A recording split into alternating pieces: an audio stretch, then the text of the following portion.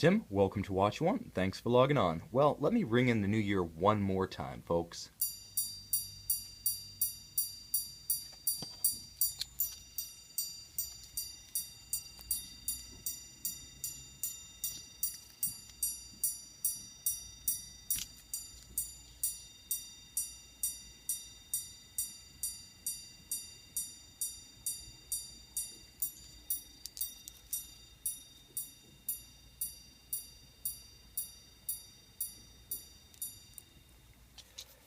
Yeah, that's kind of like the end of Hey Jude. You just kind of want it to go on and on and on.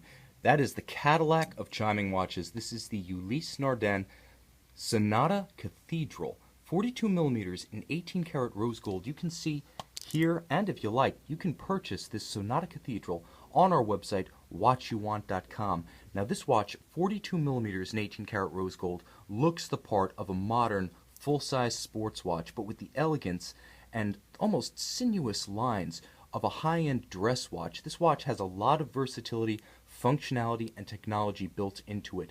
Originally released in 2004, the Sonata set new standards for chiming watches, but in 2005, Ulysse Nardin teased the watch that you see here in its initial form, the Sonata Cathedral, so named because the chimes themselves, in the form of a cathedral gong minute repeater, actually run circumferential around the entire movement, creating a brighter, louder, and better sustaining chiming sound.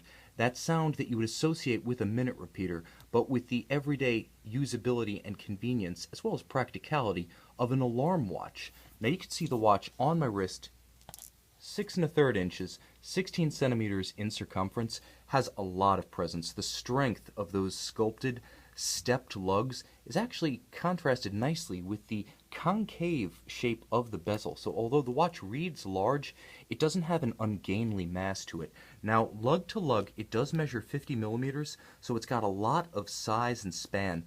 But even with those conforming end pieces to the alligator leather strap, it doesn't have any flare to it. That is to say, it doesn't want to extend dramatically outward like some watches with conforming end pieces.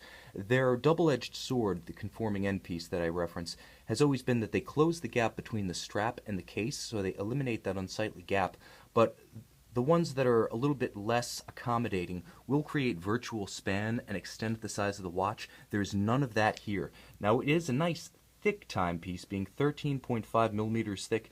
It's got a little bit of sports watch soul to it, and it is an automatic winder. So add complication to mass and class, you do have a watch that stands out. This is not an anonymous timepiece. Now, Ulysse Nardin offers an excellent buckle. You can see twin-trigger deployment. This one is exceptionally fresh from the factory, so I'm not going to be the first one to break that seal. I'll leave that to you out there in cyberspace, lucky guy you may be. The watch features both a second time zone and an alarm function, but it goes way beyond that basic array. You can see that the Sonata has always made the ability to set a time of day or a countdown standard as the basis for the alarm. So if you want to have the watch count down from 24 hours, you can set this dial over here, and you can think of your alarm time in terms of a countdown from 0. Or you can set it to clock time, meaning you can effectively have it set to a time of day. It's your choice.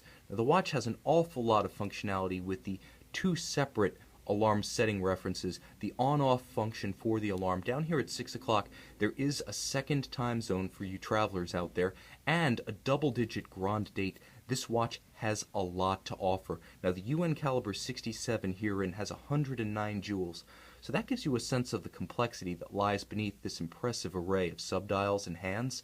I will say that as much as this watch packs into a 42 millimeter case, it actually displays all information in exceptionally legible and accessible fashion, right down to the clever shape of the hour and minute hand, which have an exaggerated, almost biomorphic form to them, and abundant skeletonization so that they never obscure any of the many indications to be read around the dial. Now, what I really like is that balancing the grand date on the opposing side of the dial is a little skeletonized portion that gives you a window into the governor. Now, it's a centrifugal governor that actually regulates the speed of the chiming in the same fashion as a minute repeater. So in addition to the tone and sustain of a minute repeater, this one also has the measured pacing of a minute repeater. Quite gorgeous.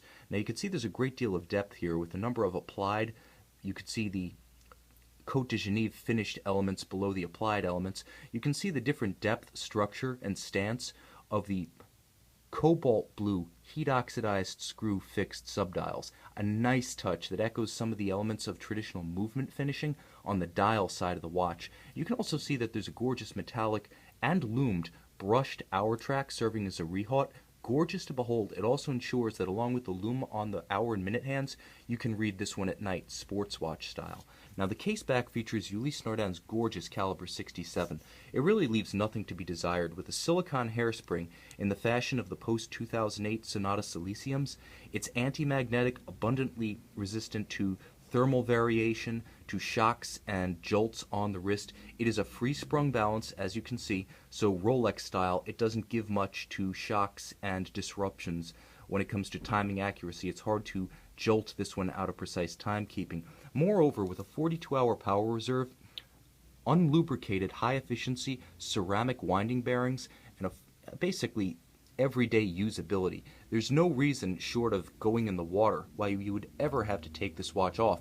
It's the ultimate only watch for the man who really wants it all. Now, not everyone's into a full gold watch, but I have to say this one wears it in a sportier fashion than just about any large gold timepiece I've seen. The combination of the grayscale dial with the flourishes of color, rose gold applied elements, yellow, cobalt blue, it really gives it a versatility along with the silver metallic subdials that's rarely seen on a large gold watch.